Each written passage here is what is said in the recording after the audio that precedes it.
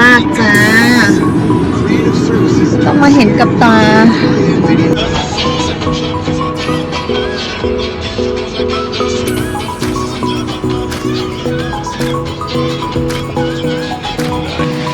เร็วข้างหลัง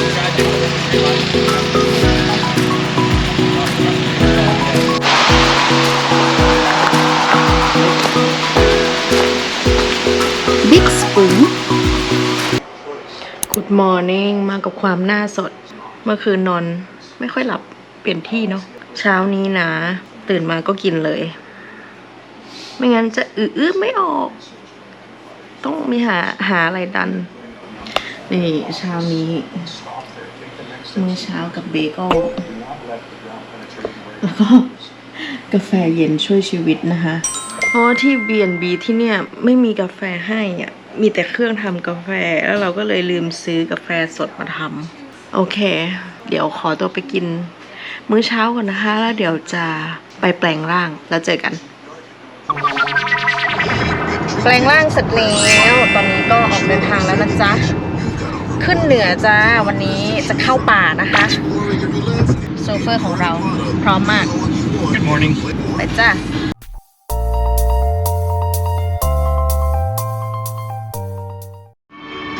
Oh, there it is. Saint Hubert. Say the name again. Saint Hubert. มาแคนาดาต้องพูดภาษาฝรั่งเศสนะคะต้องอ่านได้เขาพูดภาษาอังกฤษได้แต่ว่าป้ายทุกอย่างมันเป็นภาษาฝรั่งเศสอ่ะต้องมาแวะซื้อกับข้าวตุนไว้นะคะระหว่างทางที่ขึ้นไปเนี่ยจะไม่มีร้านขายกับข้าวเลยนะคะ Saint Hubert. Yeah, this spot. That's what it is. I worked with a message from the CME. Oh my god สวยมากจ้าต้องมาเห็นกับตาตอนนี้เราก็วิ่งเส้นทางหลวงหมายเลข117นะคะขึ้นเหนือควีเบกมาเรื่อยๆว้าวทั้งดอยเลยนะคะทั้งภูเขาเส้นทางนี้เราจะขึ้นข้ามผ่านเขาแทรมเบรนต์ไปนะคะขึ้นเหนือไปเรื่อยๆเราก็จะไปตามล่าหาดูใบไม้เปลี่ยนสีแบบนี้นะคะ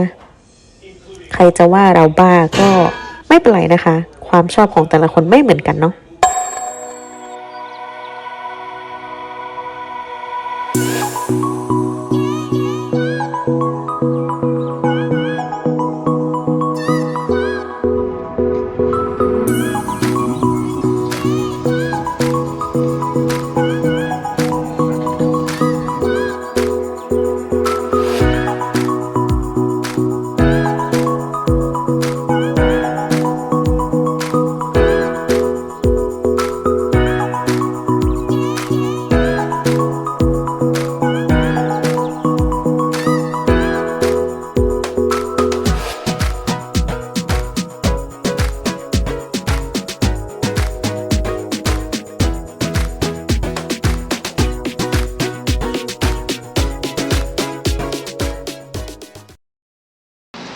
ฮัลโหลเช้านี้ที่มอนทรีออลเราก็มากันที่ไบโอสเฟียร์นะคะตรงนี้ก็คือเป็นมิวเซียม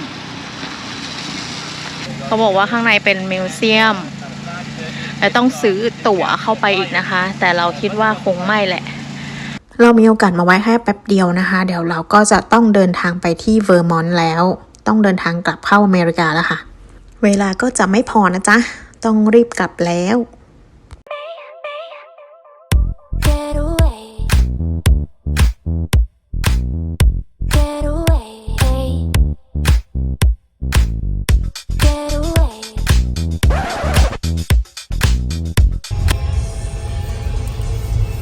แมคโดนัลด์ที่แคนาดาตัว M เล็กมาก drive thru I just want to see if they have breakfast 24 hours. If not, I'm getting out of here. Nope. Big Mac, put chicken right there.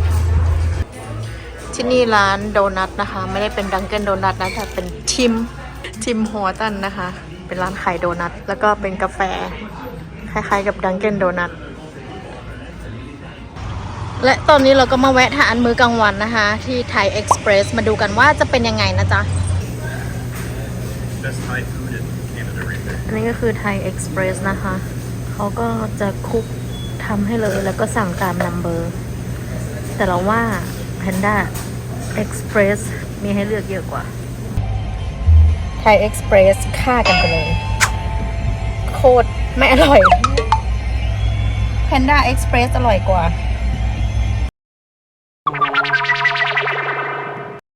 Get away. Get away. Get away.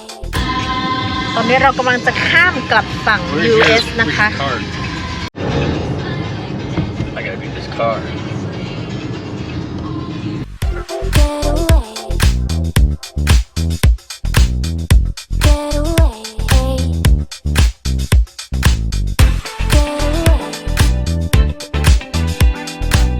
Get away. Get away. Anywhere you wanna go. Let's go แล้วตอนนี้เราก็มาอยู่ตรงทางตอนเหนือของเมือง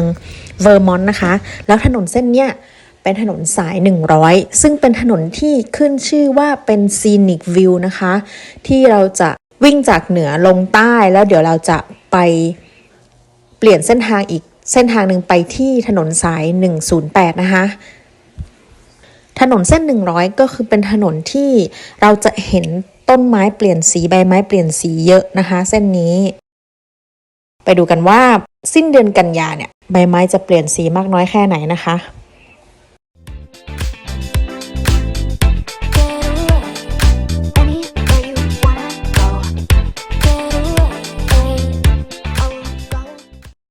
เสร็จจากตรงนี้เราก็จะวิ่งขึ้น 108 นะคะ เพื่อที่จะไปดูตรง Smuggler Notch นะคะ ถนนเส้นนั้นก็จะเป็นถนนที่ขึ้นชื่อว่าเป็นเขา Smuggler Notch ที่นักท่องเที่ยวจะมาวิ่งเส้นนี้เยอะมากนะคะ มาดูต้นไม้เปลี่ยนสีแล้วก็ปีนเขากันขึ้นไปดูจากวิวข้างบนลงมานะคะ แต่ว่าสำหรับทริปนี้เราจะไม่ได้ปีนเขาขึ้นไปนะคะ แล้วก็เรามาถึงที่นี่เย็นแล้วเนาะแล้วเดี๋ยวเราจะต้องเข้าไปที่พัก Airbnb ของเรานะคะ เราก็เลยจะมาแวะตรง Smuggler Notch แค่แป๊บเดียวนะคะ Big Spring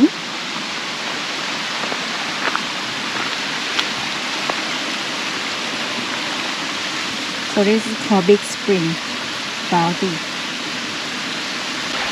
สปริงก็คือน้ำแร่นะคะที่เกิดเองตามธรรมชาติเนาะนี่ก็ผุดมาจากใต้ดินเลย Underground.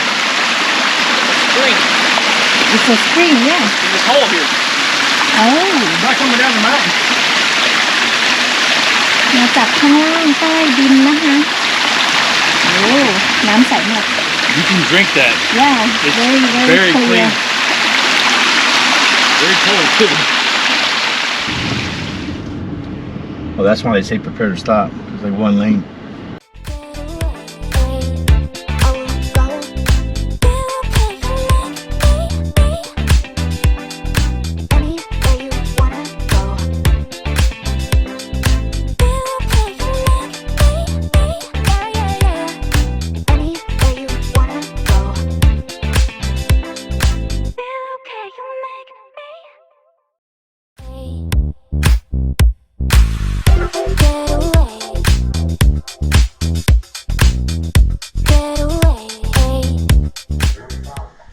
เรามาถึงแล้วที่ลินกอน